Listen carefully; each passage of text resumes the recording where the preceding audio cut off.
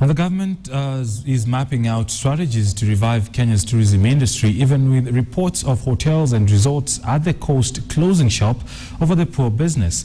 Michael Karanja puts that in perspective. Tonight we stay on the ongoing coverage of the tourism sector that over the last 1 year has been taking a major hit. Now the government seems to be making frantic last-minute efforts to kind of stabilize the market after President Uhuru Kenyatta met industry players this morning at his Jogoo House office to chart a way forward on how to recover the sector. Now the tourism sector is one of those key sectors to the country's economy. It contributes 12% to the country's GDP, highlighting its key position on the country's economy. Now, in the last 1 year, it has taken the worst hit that it could ever experience. A quick Google search will just show you how bad Kenya is doing on a global ranking. Quick Google search that I did earlier would just show you. You do anything to do with Kenya's tourism, and the first story you get is Kenya in turmoil amid terror warnings. Then you go on to how Kenya is trying to make frantic efforts to get new tourists from China, Kenya's terror attacks, the way forward for tourism investment. But that just shows you how the sector has been tainted over the last few months. Now, if you just go on a quick Google search of some of our competitors, Seychelles and South Africa set to cooperate in sports tourism, Ghana and Seychelles set to cooperate in tourism. All positive news coming out of Seychelles, more or less. Click on to South Africa. South Africa is one of those markets that has been doing well when it comes to matters tourism.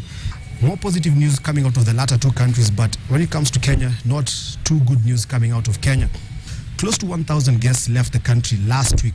That was following advisories from the British Foreign Office that saw tourists actually evacuated mid-holiday. Thomson, which is one of the leading UK travel companies, actually cancelled bookings until December this year.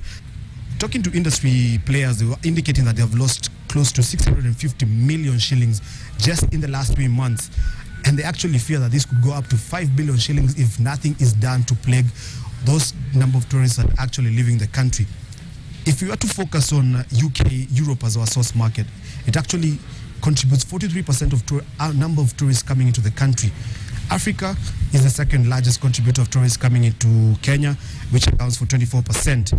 The US accounts for 13% of all tourist arrival in the country, but even they have issues around security, so it's going to be interesting to see how those numbers coming out of that side of the world go. Key focus the government seems to be making has to be on China.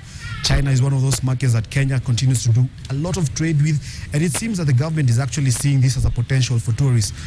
Latest remarks from the government indicate that they're actually targeting 1 million tourists. Figures from 2013 actually indicate that there was a drop in Chinese tourist arrivals by 10.3% to just shy of 37,000 tourists coming in.